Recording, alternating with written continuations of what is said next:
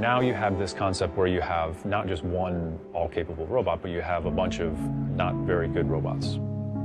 The idea is that the whole is greater than the sum of the parts. The whole is greater than the sum of the parts. Wow, so many statements we're going to cover today. Answering one simple question. Who owns the sky? Seems simple. Just give that some thought for a moment. You just watched there, Tiny Robotic Bees Could Change the World, published on National Geographic. That's the more scientific side of what we're going to cover, because we're going to go a little bit more into, of course, the Orwellian side of the argument. So when I ask you who owns the sky, that question becomes very relevant to our future privacy, to our future security, and exactly what our all-knowing government can do to us. Before we get there, I'm going to ask you once again, if you haven't subscribed to justiceknight.com, please do. That way I have the freedom to begin to host my videos elsewhere. YouTube went through another rash of bans over the weekend. People disappearing with absolutely zero strikes against them. Suddenly, overnight, channels are gone. So to think that I won't fall into the same fate would be very short-sighted. So if you're subscribed to justiceknight.com, no matter where I host my videos, now, again, indicated by the large yellow arrow, you'll be able to find me. Just below there is my donation portal, the only way I can continue to fund these videos. Below that, on a more lighthearted note, is my Instagram page. Also, my Twitter page just below there. Now, that's the mainstream way to get a hold of me, and I told you we were going to continue to cover secondary sites. You'll see here Mayway. This is one of my favorite platforms. This next to Parler. Both links will be below my YouTube video. You need to go there. You need to get off YouTube. You need to get off Twitter. You need to get off Instagram. You need to get off Pinterest, because by simply staying there, you're just assuring you are not advised of anything real. That you're falling for the grand illusion. The grand illusion of everything's safe and we'll take care of you and we'll never invade your privacy. You see, we need all these facial recognition scans. It just makes things more convenient and more secure. And it will help us lower jobs and make sure that we can protect you.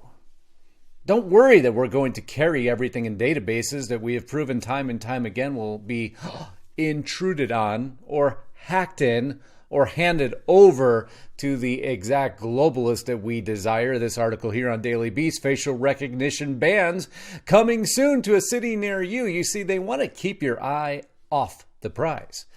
They want to continue to have you thinking about these cameras that you can see. But what about the things you can't see? What about the things watching you that you aren't even aware are there? I'm going to show you the paperwork that's been filed to assure these things float in, and it goes back to the question I asked you, who owns the sky? So when you're standing out in your backyard, on your barbecue grill, cooking your burgers, up above you, take a long, hard look and ask the question. You see, I got my property secured. I got the fence around my yard.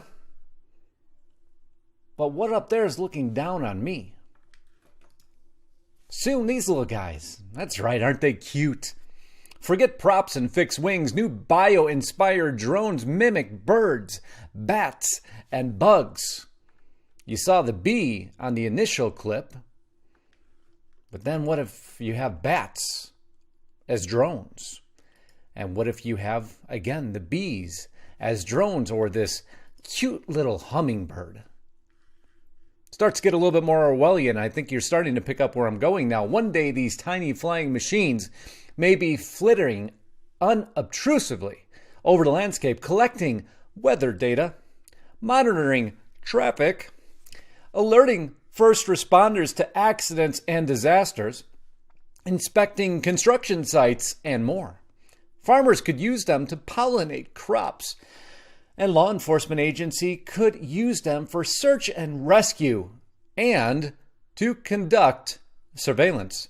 Eventually, the so-called bio-inspired drones may become available for personal use, flying inside homes and outside them, perching on people's shoulders, shooting photos and videos, and perhaps even keeping discreet watch on elderly people.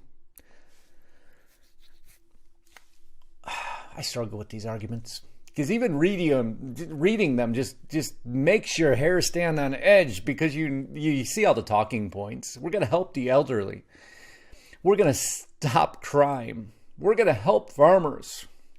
We'll never intrude on your rights.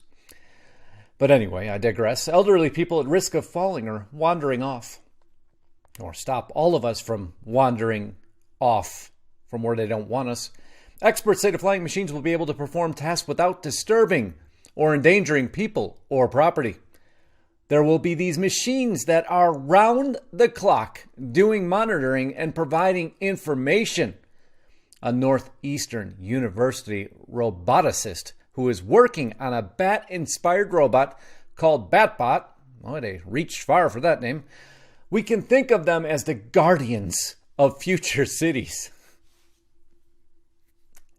Any of you falling for this? I know you're not. Wake up! Put down the coffee! No, they really are saying this to our face. NYPD to deploy drone fleet, stoking fears of Big Brother. The NYPD Drone Police places no meaningful restrictions on police deployment of drones in New York City, says the New York Civil Liberties Union. Because you don't own the sky. That is the answer. You don't own the sky. Our government owns the sky. You'll see here. And they plan on using it against you and I, published on The Guardian. Pentagon testing mass surveillance balloons across the U.S. I'm going to go down a little bit. Exclusive, the high-altitude balloons promise a cheap monitoring platform that could follow multiple cars and boats for extended periods. The U.S. military is conducting wide-area surveillance tests across 6 Midwest states using experimental high-altitude balloons, documents filed with the FCC revealed. Up to 25 unmanned solar power balloons are being launched from rural South Dakota and drifting 250 miles through an area spanning portions of Minnesota, Iowa, Wisconsin, and Missouri before concluding in central Illinois. That's right. Everybody look up and wave. Big Brother's watching. They filed the patents. They're coming for you. Here it is. The actual filing, Sierra Nevada Corporation, Federal Communications Commission, experimental, special, temporary authorization. We know how these temporary authorizations never really end. It even tells you it's a surveillance. Conduct high altitude MESH networking test over South Dakota to provide a persistent surveillance system to locate and deter. This time it's narcotic traffic and homeland security threats. They can't control themselves. Because who owns the sky? Well, a simple picture like this proves not you, or else your home would be blacked out. Your yard wouldn't show. You see, your privacy doesn't matter to these drones and small flying instruments. Russia wants to arm its troops with small drones that drop bombs because ISIS did it. Don't think for a minute they won't weaponize the very systems, because surveillance won't be enough. Eventually they'll say, well, if we're going to send that drone in to catch that nasty criminal, and we can arm it, we can keep our police officers safe. See, my problem isn't keeping police officers safe. My problem is the surveillance and weaponization of technology against freedom of each and every one of us. And that's why we cover these broadcasts in such great detail. Because you need to understand it already exists. It's already being tested. It's going to get smaller. It's going to get more refined. It's going to get more accurate.